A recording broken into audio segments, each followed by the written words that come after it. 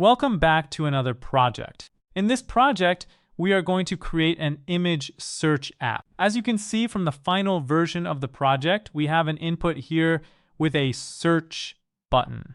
We can search for the images that we want. For example, I search for cat. When I press enter, this is going to show me images related to cat. As you can see, all of them have a description.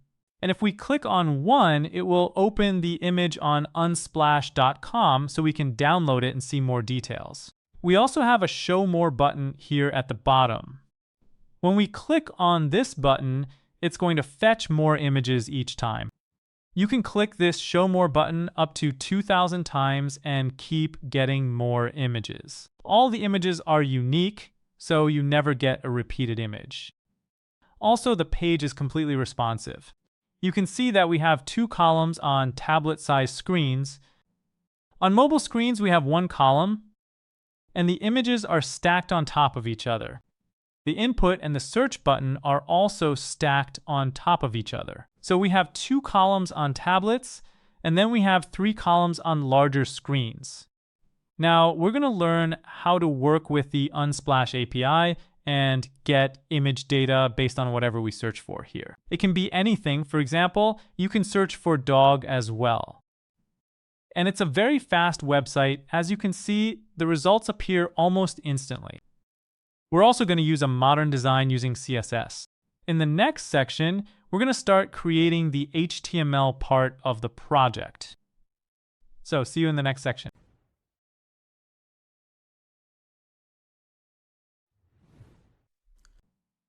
All right, let's start our project. As you can see, I've put the final version here for comparison. We'll be able to compare our website with this final version as we go. I'm also going to show you a preview of the website as well. The first thing we need to do is create an HTML file to start with, and then we'll add the basic HTML tags. Later in the following sections, we're going to work on the CSS and JavaScript parts of the project. So let's open Visual Studio Code. I'm going to use Visual Studio Code, but you're free to use any text editor that you're familiar with. We can go ahead and close the Welcome tab. Then from the File menu, we can choose Open Folder. Here we can create a new folder and start working on the project. I'd like to create the project on my desktop, so I'll go to the desktop, create a new folder, and set the folder name to our project name, which is Image Search App. Image Search App. -app. Now that you've created the folder, you can click on Select Folder. This is going to open the folder inside Visual Studio Code. As you can see here, the folder is open. It is completely empty. But we can create our files now. Let's close the Welcome tab again so we can focus on our files. Here, we click on this icon to create a new file. We'll call the file index.html and then press Enter.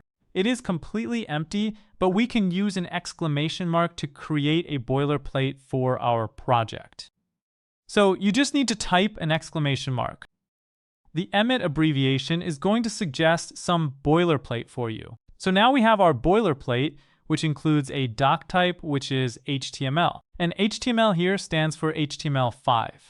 In HTML5, we just write HTML inside the doc type, which tells the browser which version of HTML we are using. The next tag is the HTML tag, which wraps both the head and the body sections. The lang attribute here sets the language of the page, and as we're creating a page in English, we just write down "and" here. After that, we have a head tag, which contains the meta tags and also the title tag. The first metadata tag sets the charset attribute, and UTF-8 is recommended by HTML5 because it covers almost all the characters and symbols that you can see inside the browser. So users won't have any problem viewing our website because we are using UTF-8. The next metadata tag tells the Internet Explorer browser to use the most recent rendering engine, which is Microsoft Edge. So this is just for my users who are on Internet Explorer. The next one is the viewport meta tag, which sets the width of the page to the device's width. For example, if you have a mobile screen, the width of the screen will be smaller than when you're using a tablet screen, so users won't have any problem on any device. And then we have the initial zoom level of the browser, which is set to be 100%. Finally, we see the title of the website, which is currently set to document. Now let's open the browser and you can see the title. If you have installed the live server extension, you can see this icon here at the bottom of Visual Studio Code. You can simply click on that, and this will open live server, which creates a server for us on port 5500. Good. As you can see, the title is document, but we can easily change the title here. For example, I'll just set it to image search app. Now, if you check the browser, the title is image search app. Now that the basic HTML is in place, what we want to do here is create a website like this. So I'm going to break down the website for you. So what we have here is an H1 tag saying image search app at the top. Then we have a form, which includes an input and also a button. Next, we need to add an H1 tag and a form. Inside the form, we have an input and a button. Then we have a div that will contain all the results. And those results are going to be a bunch of images. For each image, at the bottom of the image, we're going to have an anchor tag describing the image. When we click on this anchor tag, it's going to open the image on the Unsplash website in full size, so you can download it and do these kinds of things. So we're going to add all of these elements step by step now. So each image here will include some text and also a link. And finally, after that, we have a button here that says Show Mode. When we click this button, we're going to see more results. So this is going to fetch more data. So now let's create this layout and see it inside our website. I'm going to bring the website, the browser, over to the right side. And I'll keep our Visual Studio Code window on the left side. That way you can see the changes in real time. Let's close this part so we can have more space. Inside the body section, we're going to start with an H1 tag. We're going to have an H1 tag that shows the title of the website, which is image search app, so we can see it displayed here. And after the H1 tag, we're going to add a few more elements. So let's just disable this extension. After the H1 tag, you're going to have a form. We don't need an action attribute for this form. And inside the form, we're going to have an input, which is going to have the type of text. And this input is also going to have an ID of search input. We need this ID so we can track changes in JavaScript. And now you're going to see how it looks on the page. So let's refresh the page. Now you can see the input here. Next, for the placeholder, we're going to show some text when the input is empty. We're going to add a placeholder, and this placeholder is going to say search for images. Like this.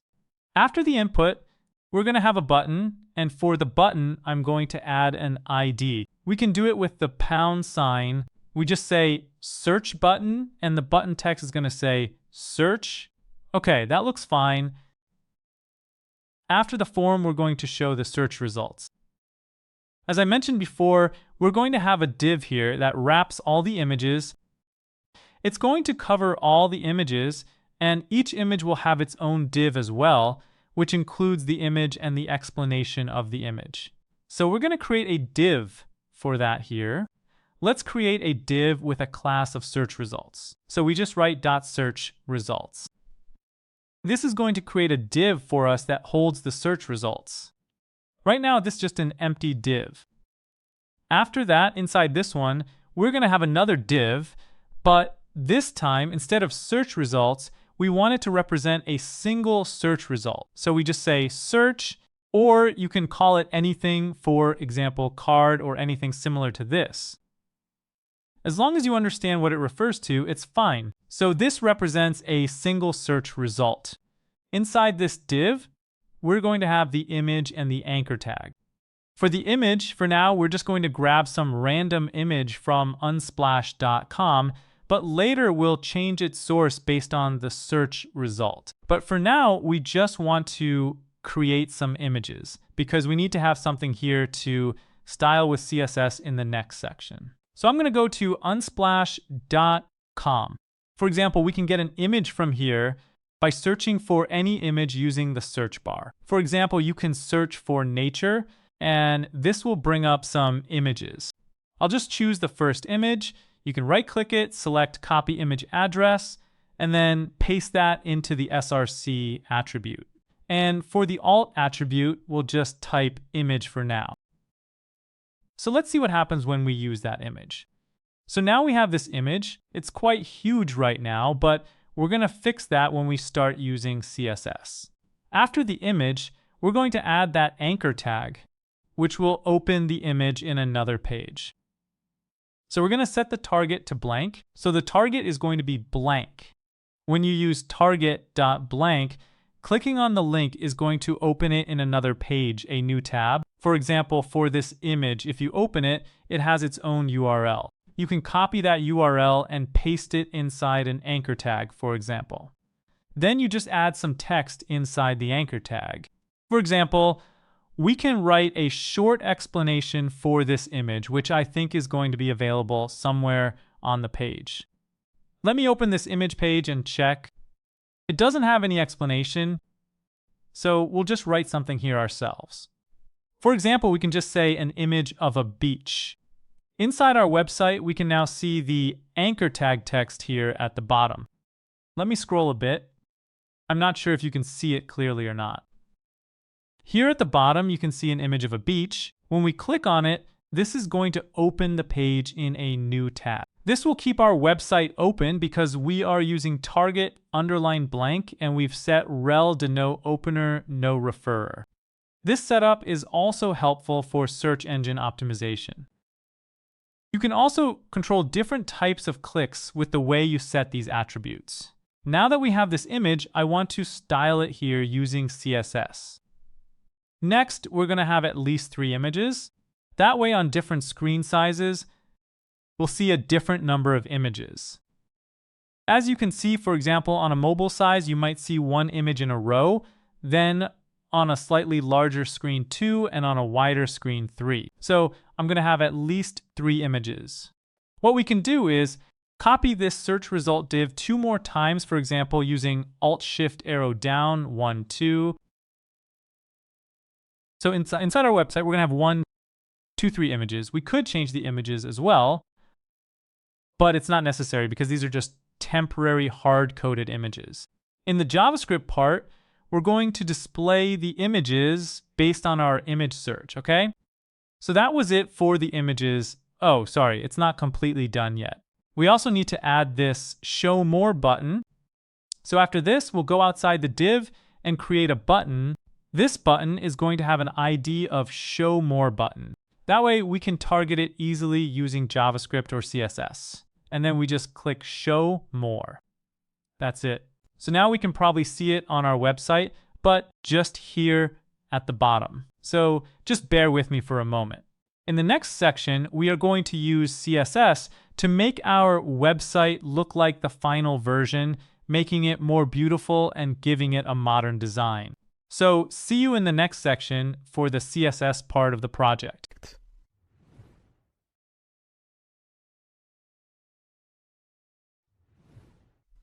All right, in the last section, we completed the HTML part of the project. In this section, we're going to style the project using CSS. The first thing we need to do is create a CSS file inside Visual Studio Code. Let me increase the size, and then we'll open the Explorer section using Ctrl-Shift-E, or you can just go to View and click on Explorer. Here we're going to create another file, and we'll just call it Style. Then add .css, and we need to add a link to this file within the HTML files in order to use it. So inside the HTML file, right after the title tag, we're going to add a link tag. Next, we just type link and click on the third auto suggestion, the one for CSS. Here we're going to create a relationship between the HTML file and the CSS style sheet. The destination of the file, the href, is style.css because both files are located in the same directory. So now we can use the CSS in our file to style our website. So the first thing I want to style is the body section. I want to change the background color, font family, font size, and line height. So to start, we're going to add a rule and just write body. Then we open a set of curly braces, and we're going to target the body, which represents the whole website. I just want to change the background color to a light gray, and the hex code for that is F9, F9, F9. 9F9.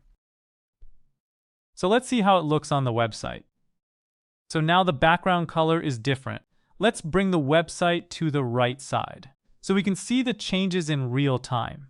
I'm going to use the start key with the right and left arrow keys to create this kind of windows inside the Windows screen. So for those who want to know how I bring this window to the right side, after setting the background color, I want to change the font family. I want to set the font family of the text inside the body to be Arial. So we're going to choose Arial. And if Arial is not available, we're going to use these two fallback fonts. Next, I want to set the line height to 1.6, which is going to add some space between the lines. We also want to remove the default margin and set it to 0 so we don't have any space between the elements and the edge of the browser window. So after the body section, we're going to style this h1 tag. So inside the HTML, we see that within the body, which we've now styled, we have an h1 tag that says image search app. Here we can target that title by simply targeting the h1 tag. We're going to open a set of curly braces for our h1 styles. Here, for example, I'm going to change the font size to 36 pixels. Pixels. Okay. After that, we're going to bring the title to the center. We also want to make it bold, so I'll just change the font weight to bold. That's going to make the text look thicker. And let's bring it to the center using text align center. So we bring it to the center like this. It's very simple to do. Next, we can add some margin at the top, just a bit of space at the top. To bring it a little bit down, we can just set the top margin to 40 pixels. So, all right. That's enough space at the top, and we can add some space at the bottom as well. We can just set margin bottom to 60 pixels. Okay. So that's enough styling for the h1 tag. After that, we're going to target the form.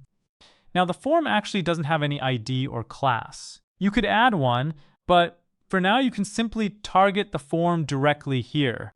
We just write form because we're targeting it by its tag. So we write form and then open a set of curly braces. What I want to do next is change the display to flex. That way, we can center these items really easily. When you set display to flex, everything lines up next to each other. So let's see what we have now. This kind of looks messy right now, but let's change justify content to center to bring everything to the center horizontally and align items to center to bring everything to the center vertically. Now we can probably see the button properly here.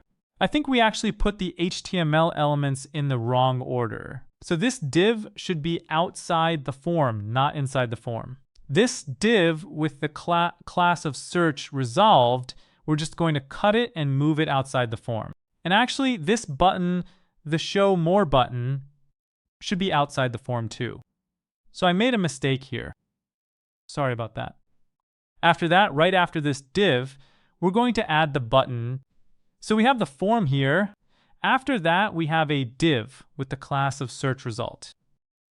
After that, we have the button with the ID of show more button. This way, you can see the input and the search button at the top. Then you see the images, and finally, you see the show more button.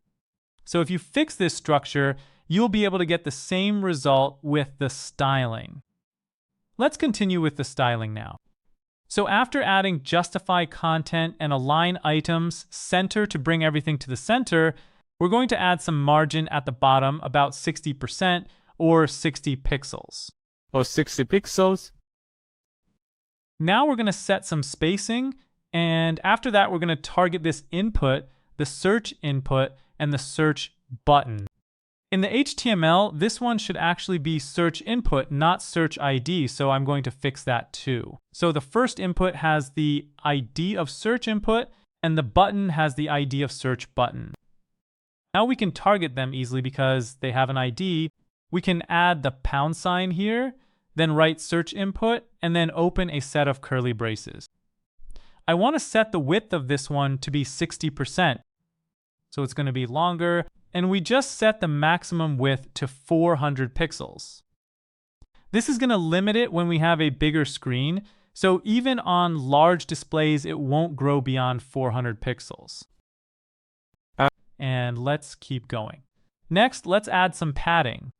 I want to add padding, 10 pixels on the top and bottom, so we'll set 10 pixels for the top and bottom, and 20 pixels for the left and right. And this is going to make it a little bigger. Next, let's remove the border. We want to have a modern design. Modern designs usually don't have borders. So we'll just set the border to none. Instead, we're going to use a box shadow, which looks a lot nicer. Now we're going to add a box shadow.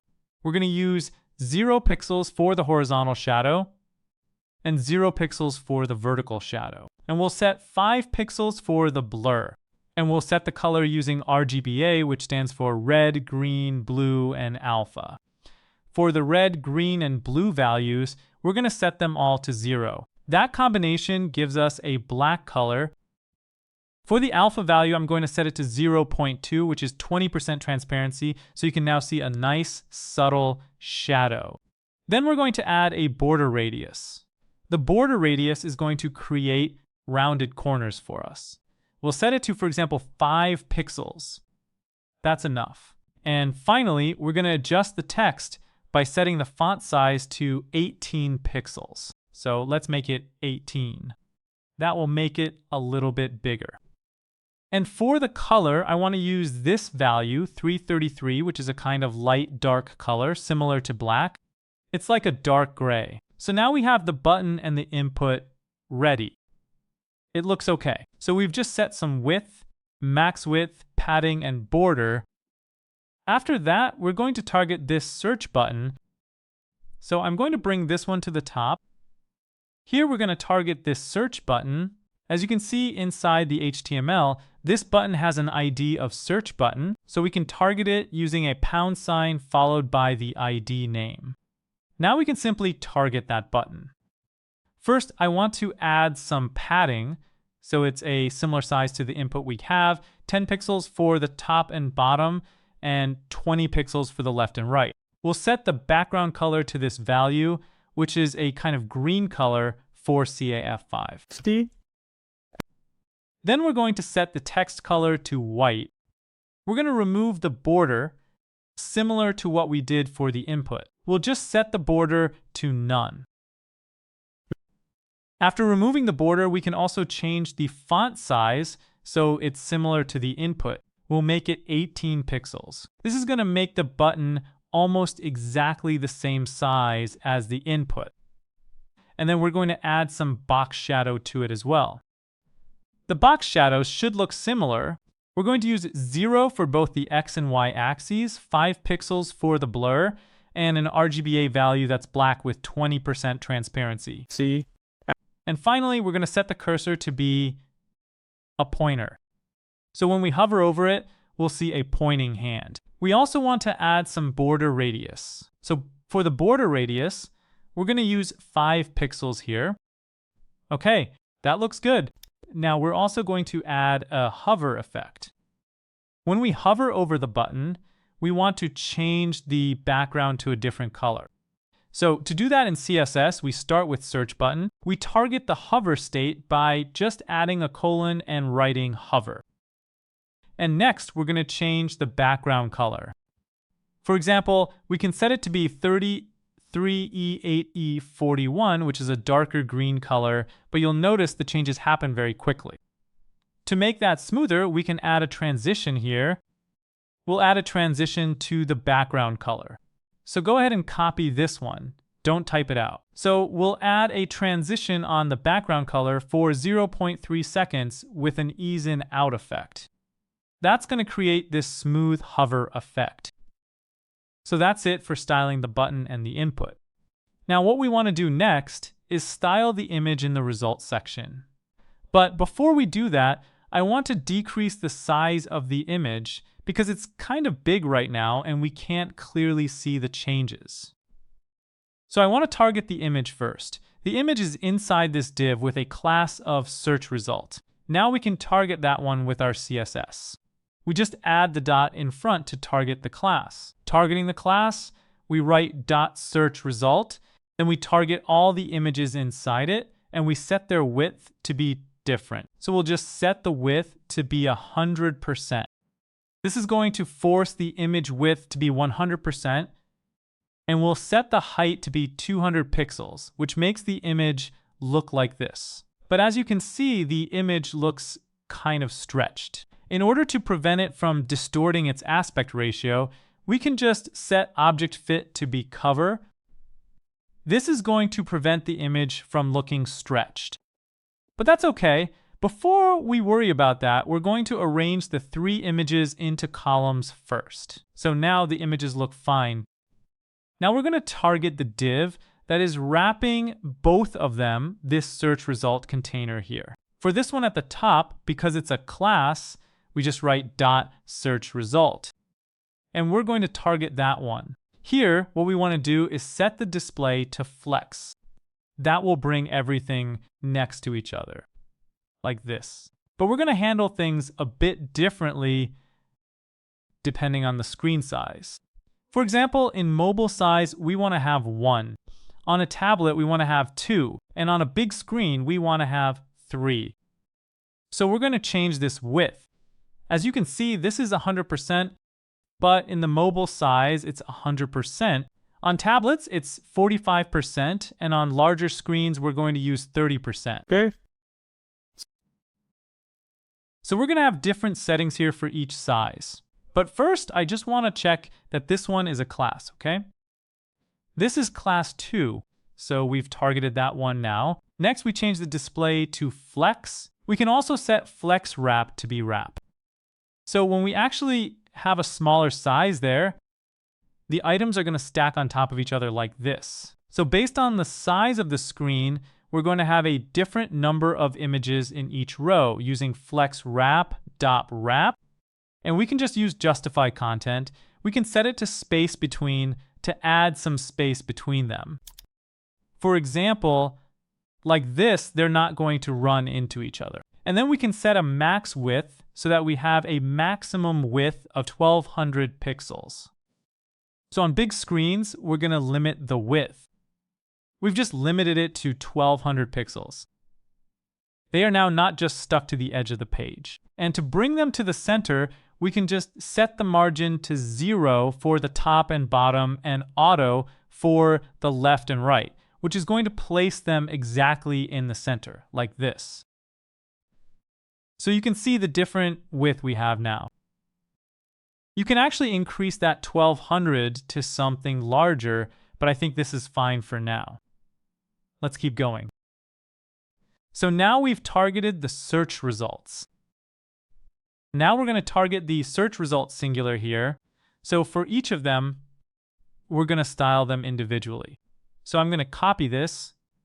After this, we're going to target that so I can keep everything in order. So you know which one comes first. We just style this image because we want to make them smaller for easier styling. For the image search result, as you can see, it's connected to the bottom one. So I'm going to add some margin at the bottom of 60 pixels. So we have some space between them, and then we set the width to be 30%. This 30% is just for the biggest screen. Like this, we made it 30%. So they're going to cover more space. But on other screen sizes, like tablet and mobile, we're going to use a different width. So for the default layout, this width is 30%. But for the other sizes, I'm going to show you how to adjust it using a media query. That way, we're going to end up with a more polished design. Next, we're going to add a border radius of 5 pixels. After this, you still can't really see the border radius because we need to add a box shadow here. So let's create a box shadow. The box shadow is going to be 0, 0 for the X and Y axis and 5px for the blur radius. And finally, we'll use an RGBA color. That color is black with 20% transparency. Now you can clearly see the effect. We just need to fix one more thing. Some of the border radius is underneath the image. If I zoom in, you can see it better. You can see that this image is covering the border radius. So we can simply use overflow hidden to hide the extra part of the image. Now you can see the border radius properly like this. So that's it for this part. And we also might want to set the height here. But I think the height is already fine for the results section because we set the image height earlier. So we don't need to set an extra height here. Next, I want to add one more thing. We've created this result item and we've already styled the image. But when we hover over the image, like in the final version, I want to add a subtle scale effect. As you can see, when we hover over this container, the image zooms in a little bit. So I'm going to target that search result div and its hover effect. Then I want to target the image inside it and use transform to change its size. So we'll use transform with scale, and then we can increase the size, for example, by 5% like this. Now you can see the change on hover, but the change is very fast. So we need to add a transition. So inside the styles for the image, we can add a transition, which will give us a nice animation. The transition we want to add is going to be applied to the transform property because we only want to apply the transition to this transform. This is going to be 0.3 seconds with an ease in out effect. So now you can see it's much smoother and looks much better. So after the image, we're going to add this anchor tag here.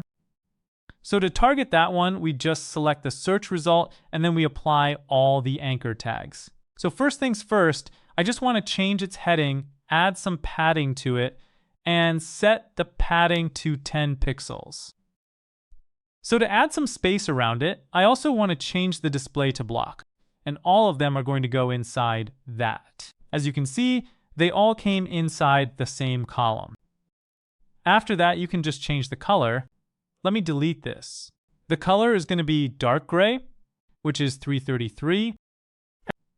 And let's remove this underline. So we just change the text decoration. Let me bring this one up. So the text decoration is going to be none. Okay, let's see it at a larger size. It looks okay. We can make it uppercase or something like that. So you can actually work on it and make it your own styling. So for example, we can just add a few transition or transform effects. I think you can add those if you like. Okay, that's it for the basic styling. I think that's fine. Let's move on and go to the next part.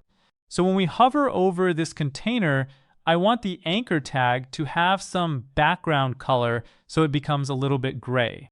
So when we hover over the search result div like this, we add a hover state. So all the anchor tags inside are going to have a background color of, we can just make it a light gray. The simplest way is to create an RGBA color. For example, 20% is a bit high. We can make it 1%. Now it's a bit lighter. 1%? It's a bit lighter. And we can also add some transition too. So that will make it subtle and smooth. So we just add a transition here on top of the background color. So I'm going to copy this and we set it to 0.3 seconds with an ease in out effect. Okay, this change is very similar to this image. So that's very nice. You can see it in a bigger size. Okay, it looks okay. But we just have to let me remove this zoom level. So you can see it's like that. So when we click here, it's going to open the image on Unsplash. So let's move on and style this button. For the button, if you remember, we added an ID of show more button. So I'm going to copy this ID, the name of the ID, and we can target it using the # show more button. Now let's change the background color. I want to set it to blue, so we'll use 008 CBA for this color. Let's remove the border by setting the border to none, and let's change its text color to white. After that, we're going to add some padding, 10 pixels for the top and bottom and 20 pixels for the left and right. As you can see here, we can bring it to the center using text align center. Let's see how that looks. So we have to change the display to inline block. So now we can see that, yeah, to bring it to the center, we probably don't actually need to do that. We can just use margin, 0 auto. Let's see why it doesn't work. So we have to use text align center to bring it to the center. Let's remove this display block. Hey. So with text align center, we set the margin to center the button horizontally, but it still didn't work. So let's wait and see. It's still on the left side. Here we have the button show more. Okay. To bring it to the center, we just need to add display dot block, which is going to make this a block level element that takes all the available space. And when you use margin, 0 auto, it's going to add the same amount of margin to the left and right. And text align center actually brings this show more text into the center of the button. Then we want to add some border radius, which is going to be 5 pixels. That's going to give the button nice rounded corners. And I think we're also going to add some margin at the top and bottom. So we can just set the margin here, 20 pixels for the top and bottom. So we're going to add some space. 40 pixels would be better. Okay. I think 20 is okay. That's fine. And then we can set the cursor to be pointer. So when we hover over it, we see a pointing hand.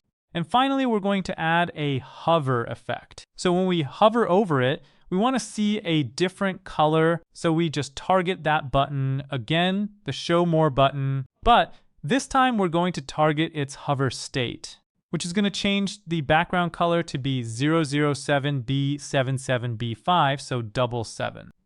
Okay, now with this in place, when we hover over it, we see a different color, and we can add a transition here to have a smooth color change. So we're going to have a transition on the background color with 0.3 seconds and an ease in out effect. So this is going to be similar to what we used before. Okay, so we have completed the website, added the show more button, and styled it. Now we want to make it responsive. We want to have 3 here, but when we have a mobile size or tablet size, we want to have 2 or 1 card. So what we do here is add a media query. First, we're going to target the tablet size. So we're just going to add a media query for screen, and we're going to set another condition. We just say, if the maximum width is less than 768 pixels, do the following, which is we're going to target .search result, and we set the width to be, remember, we set the width to be 30% here for .search result to something else. But for this size, under this breakpoint, we're going to set it to be 45%, which is going to give it more of this size. So for the tablet size, we're going to have it like this, but as you can see, they're just connected right to the edge of the page. We can fix this. We just add some margin on the right and left for the search results container here that is covering all of them. As you can see, the margin was 0 for the left and right. For the left and right, it's auto, but we can add some padding instead. So we're going to add some padding, for example, 10 pixels. This is going to push it a little bit inward. So we're going to have some space here, okay? So in the tablet size, we have 2 items next to each other. We can increase this padding. If we make it 20, it even looks better. So for sizes less than that, for the mobile size, let me copy this one using Alt-Shift-Arrow, and instead of 768, for this one, we're going to target screen sizes of 480 and less. So instead of 45%, I'm going to increase this one to 100%. 80 and less. So instead of 45%, I'm going to add this one to 100%. For smaller sizes like this, we're going to have 100% of the screen. Let me show you. If you open DevTools, switch to the mobile view, and choose, for example, iPhone 12 Pro, you can see that in the mobile size, we have only 1 page. we have one image. Okay, so now we have one image. The other thing I want to do for this form is to place the input and the search button on top of each other. So we're going to target that as well. So we're going to target the form and change the flex direction from row to column. So they're going to be on top of each other like this. But here, they don't have any space between them. So I'm going to target that search input. I want to add some margin. I want to add a margin bottom of 20 pixels. Now we have some space between them. We can also make this input take up 100% of the screen width. Screen. So you can just set the width to be 100%, though 100% is a bit too much. For example, you can just set it to be 85%. Okay, now this one looks good. We have this search here, and we can make this button a bit bigger as well. If you want to tweak it more, you can experiment with it yourself, and it looks fine. Next, for the tablet size, let's make this responsive. So for mobile, it looks like this. For the tablet size, we have 2 items next to each other. For the mobile size, we have only 1. And for the large size, we have 3 next to each other. So that was it for styling our project using CSS. In the next section, we're going to create these results dynamically, like the ones in this final version. For example, if you search here for a term, let's say I search for dog, this is going to show me all the dog pictures. And we can click here on Show More. This is going to show more results here. All right, so in the next section, we're going to work on the functionality of the website using JavaScript. So see you in the next section.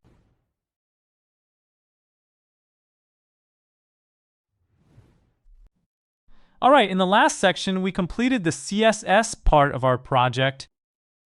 In this section, we're going to work on the JavaScript part and add more functionality to the website. Now we want to search for something in this input. And when we press enter or click on this search button, we're going to fetch data from an API called the Unsplash API. And we're going to show the results here based on the search term. Unsplash is actually a free website that provides you with images. But in order to use the API, we need to sign in on the website. It's free for demo applications that need fewer than 50 requests per hour. So it is free for our use case. So we need to go to unsplash.com, sign in, and get our API key. So let's start by going to Google and searching for Unsplash. In the search results, click on unsplash.com. You'll need to sign up for an account first. I've already created mine. As you can see my picture here, it's completely free to use, so you can just sign up as well. Once you're signed in, click on the hamburger icon on the right side. From there, click on the Developer API option. As you can see, they show you how to use their API, how many requests you can make per month, simple integrations, and so on.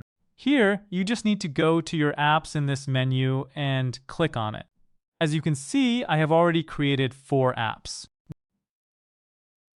Demo apps are free to create and take no time, but for production apps, you need to submit your application and they're going to check and review it, and you can get up to 5,000 requests per hour. Here, let's click on New Application. To create a new application, you just need to check everything here, read their terms of service, accept the terms, and then create your application. I'm just going to call it Image Search App. For the description, you can write anything. For example, this app can search images from the Unsplash API. Okay, then we just click on Create Application. As you can see, the application is now created. Here you can see and copy your access key. We need to use this one, the first key, the access key, not the second one. You just need to copy this and paste it into your JavaScript file. But we haven't created our JavaScript file yet. So we need to go back to Visual Studio Code, open the Explorer section, and create our JavaScript file by clicking on this new file icon. And we can call it anything like app.js or script.js, but I always call it index.js. Before using the JavaScript file, we need to add a script tag inside the HTML file in order to be able to use it. A script tag should be at the end of the body section because the whole page should be loaded first, and then we can access the elements in JavaScript and manipulate or replace any data we need. So here you just need to add your script tag. So we just type, for example, SC, and then we can click on the second auto suggestion, the one with the src attribute. src is the address of the JavaScript file. And as both files are located in the same directory, you just need to write index.js here. Now we can start working on our JavaScript file. First things first, I want to create a constant called access key. This is going to be equal to the access key that we copied. Actually, we haven't copied it yet. So let's go back, copy this key to the clipboard, and then paste it here. Now we have our access key ready to use. The next thing we need to do is get the elements we need from the HTML file and bring them into our JavaScript so we can access and manipulate them. What we need first is this form, because when the form is submitted, we want to detect that and do some things in our code. So we want to get the elements of the form. The next thing we need is this input field. We want to know what's inside this input and which keyword the user has typed in. The third thing we need to work with is this div, because we want to replace everything inside it and add the images that are coming from the API. So we're going to get access to this div as well. And finally, we want to have access to this button so we know when someone clicks on it. So it's actually very simple to access these elements on the form, even though the form doesn't have any ID or class. We can access this form using a method called query selector. So we can just create a constant here and call it form element. We'll set this equal to document because we want to target the whole document and check if there is any form element there. Then we can use the method called query selector. The selector name is just form. So I'm going to put that inside a set of quotes and just write form here. After that, we want to target the input. The input has the ID of search inputs. So I'm going to copy this search input text. And then we create a new constant and call it search input element. This is going to be equal to document because we want to target the entire document. And this time, because we are targeting an ID, we can use a method called getElementById. Then we just open a set of parentheses. And here we just paste the ID that we copied. The next thing we need to get is the search result div. The search result div is right here, and it has a class of search result. To select an element by its class, we can also use query selector, but this time we'll target it using the class name. So we'll call this one search results element. And this is going to be equal to document because we want to target the document, and we just say query selector. And inside the query selector, we'll pass the selector for what we want to target. But for a class, we need to add a dot here because it's a class selector. So we select it by adding a dot at the beginning of the name. So we've got that element as well. And the final element we need is the button that says show more. So what was the name of it? This button has the ID of show more button. So I'm going to copy this, and here we'll just name this one show more. As you can see, we're using the camel case naming convention. So show more button is going to be equal to document. Dot get element by ID, because it's an ID, we can use get element by ID. And here we just write the name of the ID, which is show more button. All right, so now that we have all the elements, we can start manipulating them and accessing their data. The first thing we need to do is add an event listener to the form. That way, when the form is submitted, we'll trigger a function. So on this form, we're going to use the add event listener method. Next, we need to decide which event we want to listen for.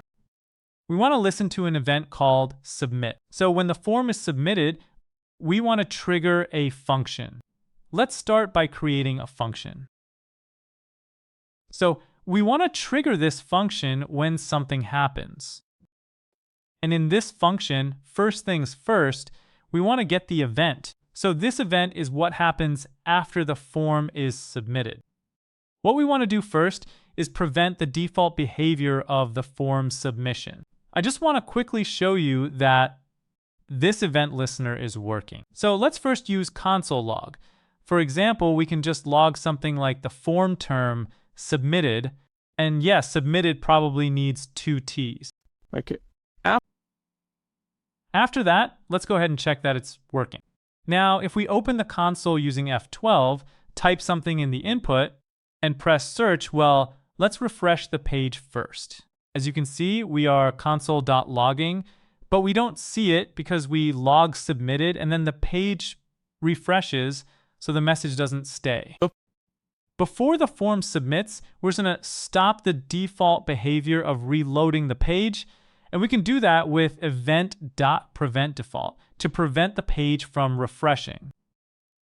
Now, when we submit the form, we can see the word submitted in the browser console. But instead of just logging submitted, we actually want to search for an image. So we're going to create a function called searchImage. And we want to call this function searchImages. That makes more sense. And let's go ahead and create this function here. Usually I create the functions after bringing in the elements. So this is the best place. We'll just put all the functions here. So we're going to call the function searchImages. Okay, so this is going to call that function. And now we need to actually create the function. What this function does is simply make a request using the API key. And then we get the data back from the API. But what we need here is the search term. And whatever we type inside this input, we want to be able to access that value as well. So based on the information inside the input, we want to handle the form submission. We can grab this input value, and I'll just call it input data. And this is going to be equal to a variable that we first create and set to be empty. So we'll create it with let because this variable is going to change and we don't want it to be a constant. Let simply defines a variable that can change multiple times. For example, it's empty at first, and then later it gets a value from the input. But the value of a constant cannot be changed later in your code. So now we have this variable, and we'll just call it input data. First, we set it to be an empty string. Okay. And here, we simply want to get the data from the search input element. So we want to get the value inside this input. So let's console log it and see if we can get it. So now we console log input data. Now let's refresh the page and test it. Okay, so we are getting an error, but I don't think it's related to our code because some of the images we're getting are not available. Oh, sorry, I think I'm offline. Let me connect to the internet first. All right, I've connected to the internet now. Now let's refresh the page again. Now we can see that we don't have any errors. This error actually is not related to our application. I just have some extension that causes these errors, so they are not related to us. And now, for example, I can search for something like nice. When I press enter, you can see the term nice logged inside the console. Now let's search for something else. For example, if we search for dog, we can see dog. So now we have access to the input, and now we can send a request to the API and get the results related to that search term. So the URL that we use for the API is going to be dynamic because we want to have a different value for it. And we also want to pass this access key as well. So we're going to create a constant and call it URL. And this is going to be dynamic. So we need to use backticks instead of quotes. This is a quote, and this is a backtick. So for using a dynamic URL, you need to use a backtick, which is located on top of the tab key on the keyboard. So here we just write down the URL, which starts with HTTPS. You need to add a clone to /API.unsplash.com/search/photos. Then we add a question mark because we want to include our first query parameter. The query we want to use is page because we want to get the first page initially, and then when we click on show more, we'll load the second page, third page, and so on. So this is going to be a variable as well. So we're going to use a $sign and a set of curly braces to insert the page variable. But we haven't defined page yet. So here I'm going to create another variable called page, which will be equal to 1 at first.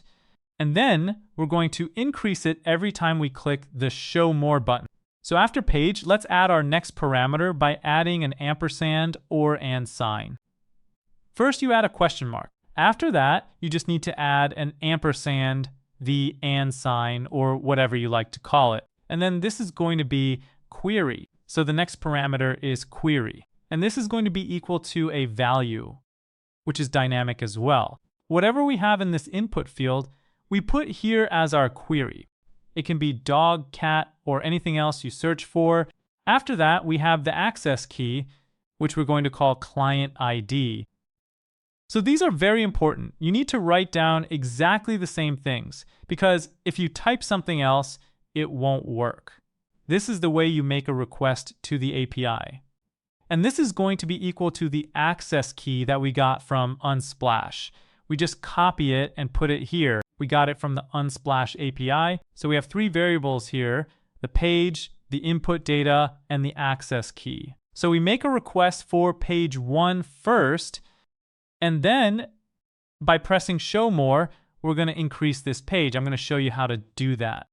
And now we've got the full URL. So let me console log the URL. That way you can see whether we're building it correctly or not. So we have the URL. Let's check it in the browser. Now, for example, if you search for dog and click on search or press enter, we get this URL, which is api.unsplash.com/search/photo page 1. The query is dog, and this client ID here is our access key.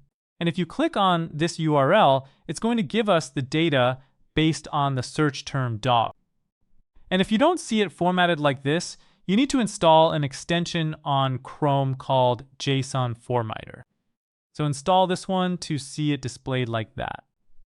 And if you don't have that extension, you'll probably see it like this. This extension is going to parse it for you.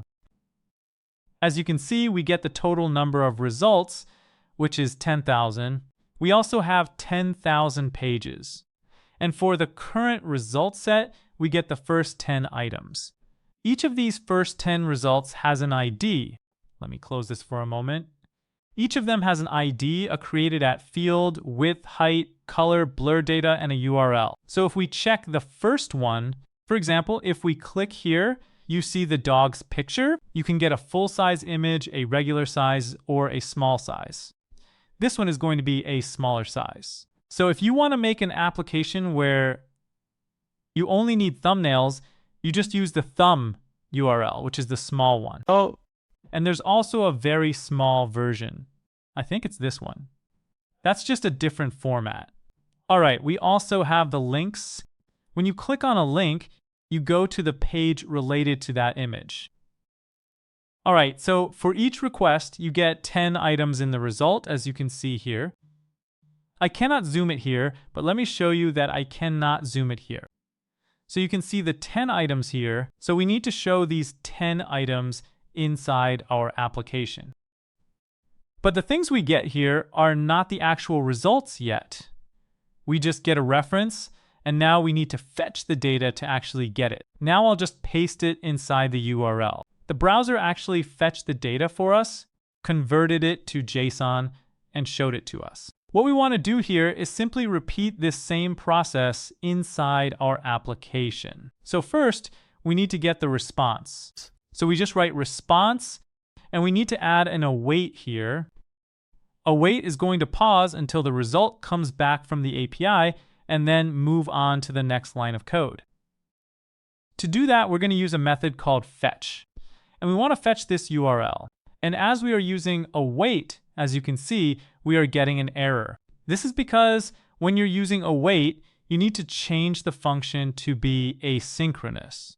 So what await does is when the code reaches this line, it waits there until the result comes back and does not go to the next line. This is going to prevent errors from happening inside our application. Then we need to parse the response and convert the data to JSON. So next, we need to create another constant. And we'll call it data, which is going to be equal to response.something. And we convert it to JSON using a JavaScript method JSON. So now we can simply console log this. So we just log this data. So now if we come back to our application and search for example, dog, we get the first result. As you can see, we got the URL, but we actually got back a promise. Oh, sorry. We need to add a wait here as well because this part also takes time to complete. If you don't add a wait here, you won't get the actual results. You'll just get the promise. So now, let's try again. We'll just search for dog. And now it gives us the result we want with the 10 items. Each of them is a different image with the URL, color, and everything else. So we have the description here, we have the height, and we have all the information we need to fill these cards. Okay, so it was successful. So now what we do here is first check if the page number is equal to 1. We want to set whatever is inside this search results element. We want to clear whatever HTML is inside it and make it empty. So for example, if we had results for dog there, we're going to make this one empty. First, we want to make it empty. Then, based on the result, we want to fill it again if the page is equal to 1. And why do we want to set it to 1? Because when someone searches for the first time, we want them to see the first set of results. And then when we press the Show More button, we want to see the next set of results. And here too, we want to set the page to be 1 when we submit the form. So when we submit the form, we want to set the page to be 1, and then we want to get the results. So after this, as I mentioned, we got the data, but the 10 items are inside something called results. So we're going to create another constant called results. And this is going to be equal to data.results, which is an array of 10 results. So if we now console log results, we should just get these 10 items. So I'm going to open the browser console using F12. If we, for example, search for cats, we're only going to get the 10 results, not any extra data. Okay. And also we can see this Show More button. We don't want to see this Show More button when we first come to the website, but after we search and see the first results, we do want to see it. So what we do is go to style.css, and for this button, the Show More button, we'll style it here. First, we set display to none. Okay. Now we don't see the button, but where is it?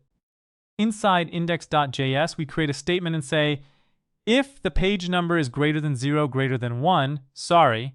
When the first result comes, and if the page is greater than 1, we want to see the Show More button.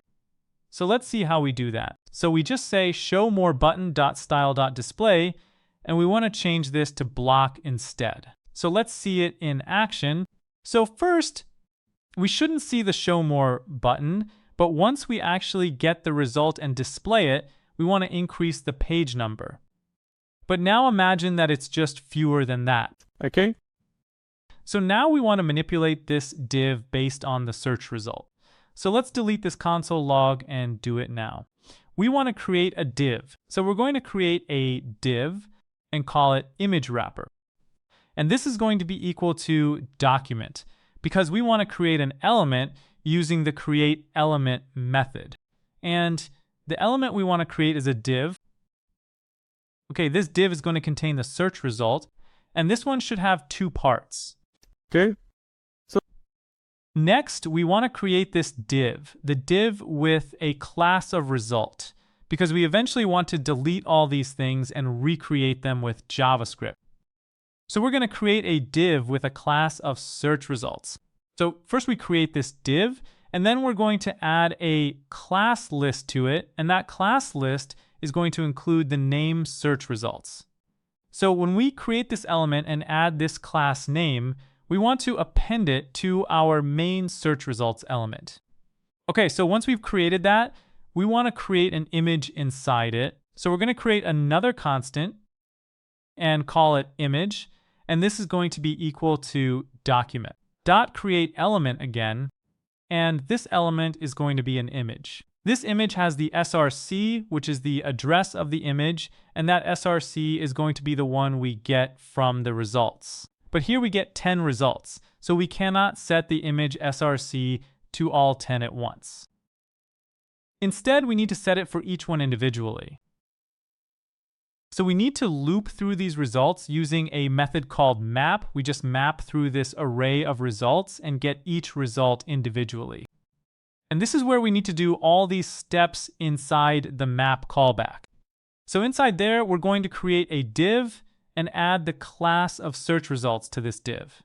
And then we're going to create an image, and the src is going to be result.urls. We want to get the small image, so we just write down small. If you remember, when we console logged it, it had many spec ratios like raw, big, and small. Big, small. We get the small one, and then the image's alternative text is going to be result.altDescription. Okay. So we created the image, and first we created a div called search result, and then we created the image. Now we want to create the anchor tag for that image. So for the anchor tag, we want to give it a name. For example, we can create a constant and call it image link. And this is going to be equal to document because we want to create this element with JavaScript. So we just use document.createElement. And the element we want to create is an anchor tag. So we just write a here. For this one, we're going to set the href, the target, and the text content. So we first change its href.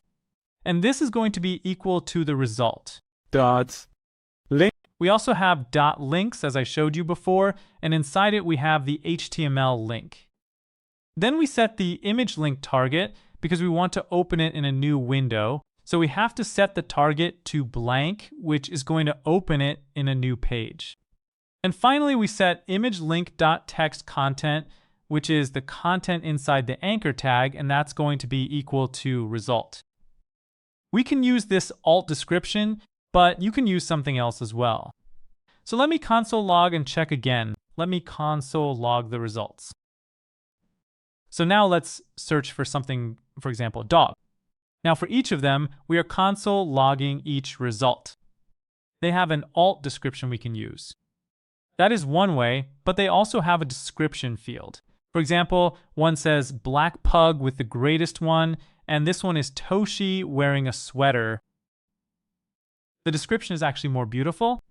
For the next one, the alt is this, but actually the alt description makes more sense than the description. This one, for example, says Happy Woman's Day, which is not related to dogs at all. Okay, let's look at the next one. And again, the description is not related to the image. So instead of that, instead of the description, we're going to set image link.text content to be equal to the alternative description, which is inside result.altDescription. Okay, now we have created three things: the wrapper, the image, and the image link. Now we just want to put them together, since we have just created them. Now we want to append them to the existing element. Now for the image, in this div that we created, the image wrapper, we want to put both the image and the image link inside it. So we're going to use .appendChild. We want to first append the image, and then we want to let's copy this one and then append the image link as well. So we're going to append these two, which means we'll add them inside this div. This image and anchor tag will be just like we see here. We have the image and the anchor tag inside this div. So we have to append these two inside this div, and then we're going to append this image wrapper inside the outer container. So we want to append this div inside the search results. We have the search results. We imported the search results element here, and it's called search results element. So we just use search results element, and we want to append a child to it, which is image wrapper, this one. Now we should see the results. For example, if you search for dog, you can see that all the images and the description are added here very quickly. For example, if we search for cat, we see the cat images. Okay, so that was really simple. So we created the image and the link, we created a div, and we put the image and the link inside that div. And then we put this whole div inside another div called search results. Okay, so that was everything we needed for this part. Now, after this step, we want to add a page number. So we want to increase the page number by 1. So the page number starts at 1, and then we want to increase it to 2 here. So now if you search for dog, the page number is going to be 2. After that, let's refresh the page to see what happens. For example, if we search for cat, we still don't see this button. Let me check that again. We haven't saved this one yet. So if we search for dog now, we should see the show more button, but we still can't see it yet. Let's log this page in the console. We'll check the page number here. So let's search again for dog, and then check the console using F12. As you can see, the page number is now actually 2. If we refresh the page, wait a moment, and then search for cat again, the page number is still 2, but now we have an error. The error says that in search images, the block is not defined. Okay, that explains the issue. So that's a problem we need to fix. We need to put this block inside quotes and make it a string, actually. Because this is not a variable. Now, if we search again for cat, the page is 2, and we can see the show more button as well. So that part is working now. But now we want to actually add the functionality for this show more button. So here at the end, after we have added the event listener to the form, we also want to add an event listener to the button. So we just use show more button, this show more button that we have, and let's actually call this one show more button element. And then we just say show more button element dot add event listener, and the event we want to listen to is click, not submit. So when we click on this button, we want to trigger a function. And this function is just going to call the search images function that we created at the top. And when we call this again, we're actually going to trigger this function one more time. And because the page is now 2, we're actually not going to clear the existing results. Instead, we're going to add the new data to what we already have. And here we actually need to change the show more button to a show more button element reference for it to work correctly. So let's test this change. Now we simply search for dog. We get the dog results, and the page is 2. Here inside the console, when we click on show more, we get more results and the page number becomes 3. If we click show more again, we get more results, the page number becomes 4, and so on. We can basically click on show more up to, I think, around 1,000 times. We can also add a limit here. We can say the page should be more than 1 and less than 1,000. If you want, you can refine this part as well, but I'm not sure anyone is going to click this 1,000 times. Okay, so let's clean this up a little bit. Let's delete some of the console logs that we have. Let's delete this console log for the URL. Let's delete this console log for the page. And inside the HTML, we're going to delete everything inside the search results container. Or for your reference, I'm going to keep them and just comment them out using Control+//. Now the page is completely empty when we open it for the first time.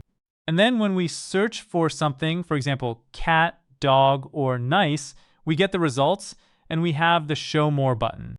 You can see that behavior here. So that was it for creating our image search app based on the Unsplash API. I hope you enjoyed this and learned a lot. So see you in the next project.